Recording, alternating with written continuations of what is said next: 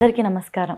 అనేక దేవతలపై 32 పుస్తకాలు రాసి అందరికీ కూడా మంచి జరగాలనే ఉద్దేశంతో ఉచిత పుస్తకాలు పంచుతున్న ఆధ్యాత్మిక రచయిత విశ్వపతి గారితో మాట్లాడి మరిన్ని విషయాలు తెలుసుకుందాం.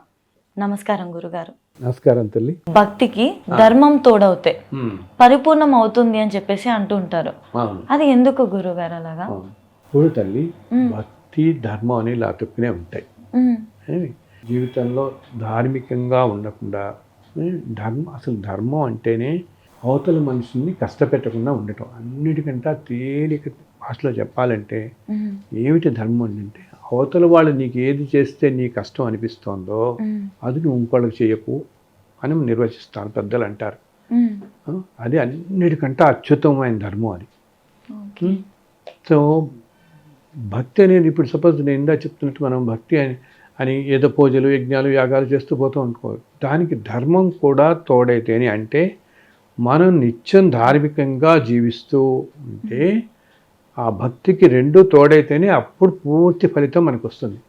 అలా కాకుండా మనం సింపుల్ ఎగ్జాంపుల్ చెప్పాలంటే, ఇట్లాగే ఇంకో పారాయణం అని నాకు అనుకున్నామే. సో ఎవరో చెప్తారు నీకు ఏదో కష్టం నుంచి బయటపడడానికో, లేకపోతే మనకి మనసు బాగుందనో. ఈ మధ్య అన్నీ ఏంటంటే రకరకాల మెకానికల్గా అయిపోయినట్టు సార్. కొంతమంది సార్ వాళ్ళు ఎవరో చాలా పెద్ద గ్రూప్ అండి, వాళ్ళు 50 సార్లు పారాయణాలు చేసేస్తున్నారు, నేనేమిటో చాలా వీళ్ళే జనరల్గా అవతల చాలామంది ఏంటంటే ఏమనుకుంటారు, అవతల వాళ్ళు ఏదో గెయిన్ చేస్తున్నారు, నేను కోల్పోతున్నానని చెప్పి దానికోసం చేస్తారు. అర్థమైందా? పక్కింట్లో ఆవిడ 50 సార్లు పారాయణం చేస్తుంది, నేను 2 సార్లు కూడా వేయలేకపోతున్నానండి అని వీడు ఒకటే ఫీల్ అయిపోతుంటుంది.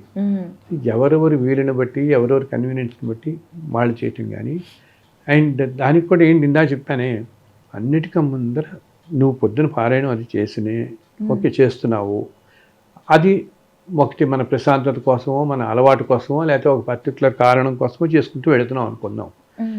ఏదో ఒక కోరికను చేయటం, ఆ నిత్యం మనకు అలవాటు ఉండి చేస్తున్నాం అనుకుందాం. కొంతమందికి రోజు పూజ చేయటం అలవాటు కదా, రోజు పూజ చేసుకుంటూ పారాయణ చేసుకుంటూ వెళ్తారు కదా. అలా వెళ్తున్నప్పుడు పొద్దున అయిపోయి 1 గంట అయిపోయి పూజ చేసుకుని బయటపడిపోయి మన ఉద్యోగం మనం వాటిలో వెళ్తాం. ఇలా వెళ్తున్నప్పుడు కూడా డే అంతా కూడా మనం ధర్మంగా ఉండాలి. ప్రతి విషయంలో ధర్మంగా ఉంటేనే నీ భక్తి పొద్దున్న చేసిన పూజకి ఫలితం సిద్ధిస్తుంది. అలా కాకుండా నువ్వు ఆఫీస్కి వెళ్ళగానే నీ కింద వాళ్ళని విసుక్కుని, నీ పక్క వాళ్ళతో ఏదో దెబ్బలాట పెట్టుకుని, ఇంకేదో లేనిపోని సమస్యలు, ఒకళ్ళని ఎవరో అన్యాయంగా 4 మాటలు మాట్లాడి ఇవన్నీ చేస్తామనుకో, ఇవన్నీ కూడా అధర్మం కిందే వస్తాయి. అలాగే ఎవరికో ఇవ్వాల్సింది ఏదో, సపోజ్ వాళ్ళు నువ్వు ఎవరి దగ్గర డబ్బు తీసుకుంటావు, పలానా టైంకి ఇస్తానంటావు, అది ఇవ్వకుండా 2-3 సంవత్సరాలు చేస్తున్నావు అనుకో. ఇంత డిలే చేస్తుంటే అవతల మనిషికి నీకేదో కష్టంలో ఇచ్చిన వాడే కదా అవతల మనిషి. నువ్వు పలానా టైంకి ఇస్తానంటావు, కానీ మనం ఇవ్వకుండా ఇదిగో అదిగో అని ఇక తీసుకునేటప్పుడు చాలా సంతోషంగా తీసుకుంటాం, ఇవ్వడానికి మాత్రం అందరికీ ఒకంతలో మనసు రాదు తిరిగి ఇవ్వడానికి. అవునా? ఏదైనా కష్టం ఉంది కానీ ఇవ్వగానే పాపం ఎవరు ఇస్తావు, ఇదిగో 6 నెలలు 3 నెలలు ఇలా చేసుకుంటూ పెడుతున్నావు అనుకో. ఇలా చేసుకుంటూ పోతూ నీ పూజ మాత్రం పొద్దున్న రోజు పూజ చేసుకుని అతను మళ్ళీ ఫోన్ చేస్తుంటాడు, ఇదిగో కాదు రేపు అంటావు, ఎల్లుండి అంటావు. సో డే టు డే లైఫ్లో ప్రతి విషయంలో మనం ధర్మం ఆచరించాలి. ధర్మంగా ఉన్నప్పుడే నీ భక్తి కూడా పరిపూర్ణత సిద్ధిస్తుంది, దానికి లభిస్తుంది. లేకపోతే నువ్వు ఈ స్తోత్రాలు చేయడం, పారాయణం చేయడం ఇవన్నీ చేస్తూ ధర్మంగా ఉండకపోతే భగవంతుడు ఎప్పుడూ కూడా దాన్ని ఏమాత్రం ఒప్పుకోవడానికి కాదు, అసలు క్షమించడు కూడా అని చెప్పాల్సి వస్తుంది. కానీ అన్నిటికంటే ఆయన చూసేది మనిషి. ఇంకా నీకు భగవంతుని మీద రోజుల శ్లోకాలు ఇవి చేసుకునేంత శక్తి సామర్థ్యాలు లేకపోయినా కేవలం ధర్మంగా ఉండటం వల్లనే కూడా భగవంతుడి దగ్గరగా ఉంటాం మనం. అది అన్నిటికంటే ముఖ్యమైనదన్నమాట. అది ఈ కాలంలో అదే కదా లోపించింది. మనం అన్ని చోట్ల చూస్తున్నాం, మనుషులు ఎవరిని చూసినా ఒకళ్ళొకళ్ళు మోసాలు చేయటం, అన్యాయాలు చేయటం, ఇవే ఎక్కువ. సో అసలు ధర్మం అంటేనే భగవత్ స్వరూపం అంటాం. ఏదైనా మనిషి అనమాట ధర్మం ఆచరించేవాడైతేట ఆ మనిషిని చూస్తుంటే మనకు తెలుస్తుంది, ఆ మనిషి దగ్గర ఎంతో తేజస్సు ఉంటుంది. అసలు ఆ మనిషి నడిచొస్తుంటే భగవంతుడు నడిచొస్తుంటే ఉంటుంది అని చెప్తారు. ఎందుకంటే ధర్మం అనేది స్వరూపమే, భగవంత్ స్వరూపమే ధర్మం అన్నమాట. అది అందుకని భగవంతుడి ఎదుల ఎంతో భక్తి ఉండటం అనేది దానికి ధర్మం కూడా తోడవ్వాలి. ధర్మంగా ప్రతి దాంట్లో ఏంటి పొద్దునేచి రాత్రి దాకా మనం చేసే అన్ని పనుల్లో, మనం మాట్లాడే వ్యక్తులతో, మనం కలిసే వాళ్ళతో అందరితో కూడా అందరినీ సమదృష్టితో చూడగలగాలి. ఒకళ్ళని ఎక్కువ ఒకళ్ళని తక్కువ అని చూడకుండా. ఇది సాధారణంగా ఏంటి తల్లి, ఇప్పుడు నన్ను అందరూ అంటుంటారు, నేను ఎన్నో ఇంట్రెస్ట్లు చెప్తుంటాను, ధర్మంగా ఉండండి, అది కాపాడినట్టు మిమ్మల్ని ఏది కాపాడదని. ఇప్పుడు మన చుట్టూ ఉన్న వాళ్ళలో మనం ఎన్నో జన్మ నుంచి వస్తూ ఉంటాం కదా. ఇప్పుడు మన ఇంట్లో పనిచేసే వాళ్ళు ఉంటారు, మన ఆఫీస్లో ఒకళ్ళు ఉంటారు, మనం బయటకు ఎక్కగానే నువ్వేదో క్యాబ్ ఎక్కుతావు ఎవరో ఉంటారు. వీళ్ళందరూ ప్రతి మనిషితో రోడ్డు మీద నడుస్తుంటే నువ్వు ఏదో షాప్కి ఏదో కొనుక్కుంటావు, షాప్లో ఎవరో ఉంటారు వాళ్ళు. అవునా, ఇంటరాక్షన్ మనకి రోజు ఎంతో మందితో ఇంటరాక్షన్ ఉంటుంది కదా, మార్నింగ్ టు నైట్. మనం ఎక్కే బస్సు దగ్గర నుంచి ప్రతి వాళ్ళ దగ్గర నుంచి, నీకు ఎక్కడో టికెట్ తీసుకున్న దగ్గర నుంచి, ఓ షాప్కి వెళ్ళినా, ఓ కూరల షాప్కి వెళ్ళినా, ఓ బట్టల షాప్కి వెళ్ళినా, నీకు అందరితో ఏదో ఇంటరాక్షన్ ఉంటుంది కదా. మార్నింగ్ టు ఈవినింగ్ ఆఫీస్లో కొలీగ్స్ ఉంటారు, లేకపోతే మీ బాస్లు ఉంటారు, ఏదో మీటింగ్లు అవుతుంటాయి, మళ్ళీ ఇంకెక్కడికో బయటకు వస్తాం, హోటల్కి వెళ్తాము, లేకపోతే ఈవినింగ్ వచ్చి ఎక్కడికో సినిమాకి వెళ్తాం, ఏదో ప్రతిరోజు ఎన్నో ఇంటరాక్షన్స్ ఉంటాయి.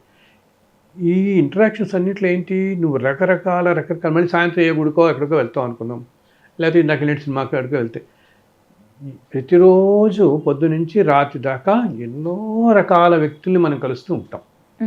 అవునా, రకరకాల జీవన విధానాల్లో ఉన్న వ్యక్తులు. ఒకళ్ళు అతి సామాన్యమైన జీవితం, ఇంకో రకం జీవితం, ఇంకో జీవితం, అంతే కదా. ఇవన్నీ కూడా ఎందుకు, వీళ్ళందరూ పూర్వజన్మల్లో ఏదో చేస్తున్నారు కాబట్టి ఈ జన్మల్లో ఈ విధంగా ఉంటున్నారు. సో వీళ్ళందరినీ కూడా నువ్వు ఉదయం నుంచి రాత్రి దాకా కలిస్తే అందరినీ సమదృష్టితో చూడగలగాలి మనం. ఎవరిని ఎక్కువ తక్కువగా చూడకూడదు. ఎందుకంటే ప్రతి మనిషిలోనూ భగవంతునే చూడమని చెప్తాం. అది ధర్మం అంటే అనమాట. ఏ మనిషిని అకారణంగా నిందించకుండా అందరినీ సమంగా చూడటమే భక్తికి ధర్మం తోడవటం అంటే అది. అసలు చూడడానికి కూడా నేను ఇంకోటి కూడా చెప్తాను, అసలు ఇన్ని జన్మల్లో మనం కోట్ల జన్మల నుంచి వస్తాం కదా. సో ఇన్ని జన్మల్లో ఈరోజు ఇలా కలుస్తున్న వాళ్ళల్లో, రోజు కలుస్తున్న వాళ్ళలో ఎవరైనా ఒకళ్ళు ఏదో జన్మలో తెల్లో తండ్రి అవ్వచ్చు కదా. మనకేం తెలుసు, మనకి అన్నో తమ్ముడో తెల్లో తండ్రో ఎవరో అవ్వచ్చు. ఇన్ని కోట్ల జన్మల్లో ఎవరిది ఎవరో మనకి వీళ్ళల్లో. సో ఇప్పుడు మనం మన తండ్రినో తల్లినో హక్కుని అకారణంగా నిందించాం కదా మనం. ఓకే, మామూలుగా ఏమన్నాం కదా. వీళ్ళందరినీ కూడా అలాగే చూడొచ్చు కదా. ఏమో ఎవరో ఏ జన్మలో ఎవరినీకో వీళ్ళు. అందులో కొంతమంది చూడు ఎంతో అభిమానంగా ఉంటారు మనం అంటే, తెలియకుండా ఎంతో అభిమానం వస్తుంది మన మీద వాళ్ళకి. అవునా, మనకి కొంతమంది మీద వస్తుంది. ఎక్కడో ఏదో చోట కొత్తగా కలుస్తాం, కానీ చాలా అభిమానం వస్తుంది. అన్నీ కావాల్సినవి చూద్దాం, ఏర్పాటు చేయాలి, అన్ని బాగుండాలి, మనుషులు వీళ్ళు బాగుండాలి అనుకుంటుంటామే. సో ఏదో జన్మలో ఏదో బంధం అనమాట. ఆ దృష్టి కనుక మనం పెట్టుకుంటే అందరినీ సమదృష్టితో చూడటం అనేది అత్యుత్తమైన ధర్మం. ఇలా ఉన్నప్పుడు నువ్వు పొద్దున్న చేసే పూజకు కూడా బ్రహ్మాండమైన ప్రతిఫలం లభిస్తుంది. ఆ పూజకు కూడా అంత సార్థకత జరుగుతుంది. భగవంతుడు అప్పుడు ఎంతో సంతోషిస్తాడు. వీడు ఒత్తిగా నన్ను స్తోత్రాలు చేసి పోవటం కాదు, పొద్దున కూర్చుని పగలంతా కూడా చాలా ధర్మంగా ఉంటున్నాడు అని సంతోషపడతాడు ఆయన. అందుకని లేకపోతే ఊరినే మనకి 1000 కోట్లు ఉన్నాయి కదా అని చెప్పేసి తిరుమల వెళ్ళిపోయి హుండీలో వేసేస్తున్నారు. డబ్బులు వాళ్ళు చాలామంది వేస్తారు కదా. ఆయన చాలామంది వేసినంత మాత్రం వాళ్ళకి అన్నీ తీరుతున్నాయా? అందరికీ అన్నీ తీరవు కదా. సో నీకేంటి, ధర్మంగా నువ్వు జీవిస్తున్నావా లేదా అన్నది ఆయన చూస్తాడు. నువ్వు నాకు ఎందుకు చేసావు, నువ్వు నన్ను 1000 సార్లు పొగిడావా, 2000 సార్లు పొగిడావా, లేకపోతే నువ్వు నా హుండలు చూసి 50 కోట్లు వేసావు అని కాదు. నువ్వు ధర్మంగా ఉంటున్నావా లేదా. ఈ జీవనం ఎంత ధర్మంగా ఉంటున్నాడు, పొద్దునుంచి అందరినీ శ్రమదృష్టితో చూస్తున్నాడా, ఎవరైనా కష్టం పెడుతున్నాడా, అన్యాయం చేస్తున్నాడా, ఏంటి సొసైటీ కానీ తోటి మనుషులకు కానీ. బికాజ్ ఒక మనిషికి అన్యాయం చేస్తే బాధపడతాడు కదా. మనం బాధపడడం, మనకి ఎవరికి అన్యాయం చేస్తే బాధపడతాం కదా.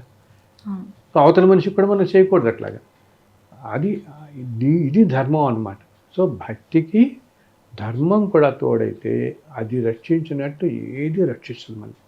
అంటే ఎందుకు చెప్తున్నానంటే, ఇప్పుడు మనం ఎన్నో మన చుట్టూతో చూస్తుంటాం చూడ, మన జీవితాల్లో అన్ఎక్స్పెక్టెడ్ సంఘటనలు జరుగుతుంటాయి. ఏదో రోడ్డు మీదకి వెళ్తాం, మనకి ఏదో యాక్సిడెంట్స్ జరుగుతాయి, ఏవో అనారోగ్యాలు వస్తుంటాయి. ఇవన్నీ కదా. ఇవన్నీ ఎందుకు, పూర్వజన్మల్లో మనం పుణ్యఫలాలను బట్టి పాపాలను బట్టి అనుభవిస్తూ ఉంటాం.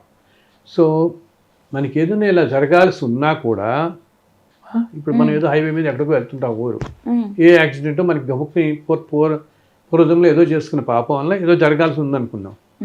అయినా ఎప్పుడైతే మనం భగవంతుని మీద నమ్మకం పెట్టుకుని భగవంతుని మీద అంత నమ్మకం భక్తి పెట్టుకుని ధార్మికంగా బతుకుతుంటే మనం అటువంటివి ఏమన్నా ప్రారంభ కర్మల వల్ల వచ్చేవి కూడా ఆయన పక్కకి తోసిస్తాడు. ఆయన పక్కకి తోసి మనం రక్షిస్తాడు. సో భక్తితో పాటు ధర్మంగా ఉన్నప్పుడు he will take care of us, మనం రక్షిస్తాడు అనమాట. సో అందుకని అది చాలా మనం అన్ని చోట్ల చూస్తూ ఉంటాం. ఏంటి బయటకు వెళ్ళిన తర్వాత తిరుమలలో చూస్తాం, ఎన్నో ఆలయాల్లో చూస్తాం, ధర్మో రక్షిత రక్షిత అని ఉంటుంది. ధర్మాన్ని రక్షించండి, ఆ ధర్మం మిమ్మల్ని రక్షిస్తుంది అని. ధర్మాన్ని రక్షించండి అంటే మనం దాన్ని బోర్డులు పెట్టి ఫ్రేమ్ కట్టి పెట్టడం కాదు. రక్షించటం అంటే ఆచరించటం. మనం ఆచరించాలి. ఆచరించటమే ధర్మాన్ని ఆచరించడం, దాన్ని రక్షించడం అన్నమాట. మనం ఆచరించి చూపించాలి. అలా ఆచరించినప్పుడు అది మనని రక్షిస్తుంది. ధర్మాన్ని రక్షిస్తుందంటే భగవంతుడు మనం రక్షిస్తాడు.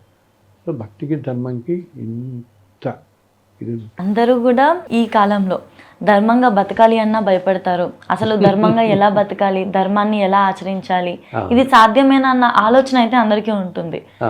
కానీ అందరినీ సమానంగా చూస్తూ ఎవరి మనసును ఒప్పించకుండా ఆనందంగా ఉంటే చాలు అని చెప్పేసి ధర్మాన్ని ఇంత తేలికగా ఆచరించవచ్చు అని చెప్పారు గురుగారు. సింపుల్గా అదే మనం పురాణాల నుంచి మనం అప్పుడు కథలన్నా చూడు, ఎంతో ధర్మంగా బతికిన వాళ్ళంతా ఎంతో సౌమ్యంగా ఉంటారు, ధర్మాత్ములు అనుకున్న వాళ్ళు. ఎందుకు మనం పంచపాండవుల్లో ధర్మరాజు అంటాం, ధర్మాత్ముడు అంటాం. ఎంతో సౌమ్యంగా ఉండేవాడు ధర్మాత్ముడు. ధర్మరాజు ఎప్పుడూ కూడా ఏమాత్రం సహనం కోల్పోకుండా ఉండేవాడు. ఈ రోజుల్లో మనందరికీ ఏంటంటే ప్రతి చిన్నదానికి అసహనం, సంయమనం లేకపోవటం, అంతే కదా. ప్రతి చిన్నదానికి గవక్కని మనకి కోపం వచ్చేస్తుంది, ఎమోషన్స్ వచ్చేస్తాయి. ఇవి రానికుండా ఉంచుకోవాలి. అన్నింటినీ ఆ ఎమోషన్స్ అన్నింటినీ కంట్రోల్ చేసుకుంటూ ఉంటే మనకు అప్పుడు ఈ శక్తి వస్తుంది అనమాట. ఇవన్నీ తట్టుకునే శక్తి, ధర్మం వైపు వెళ్ళే శక్తి వస్తుంది మనకు అప్పుడు, ధర్మానికి కూడా. గురుగారు, ఈరోజు మీతో మాట్లాడిన ఈ సమయం ఏదైతే ఉందో ఖచ్చితంగా ఇది మా అదృష్టంగా భావిస్తున్నాను. మా ఛానల్కి మీ సమయాన్ని కేటాయించి 10 మందికి మంచి జరగాలన్న ఉద్దేశంతో మీరు చెప్పిన మాటలు ఏవైతే ఉన్నాయో వాటికి మనస్ఫూర్తి కృతజ్ఞతలు గురుగారు. చాలా సంతోషం తల్లి. సర్వే జన సుఖినో భవంతు. అందరూ కూడా చక్కగా ఉండాలి. ఇంత మంచి అవకాశం ఇచ్చినందుకు మీకు, మీ ఛానల్ యాజమాన్యానికి నా ధన్యవాదాలు, నా కృతజ్ఞతలు. ఈ లక్ష్మీ శ్రీనివాస కటాక్షిద్ధిరస్తు. స్వామివారు అందరినీ చల్లగా చూడాలని ప్రార్థిస్తున్నాను. ధన్యవాదాలు. ఓం నమో వెంకటేశాయ.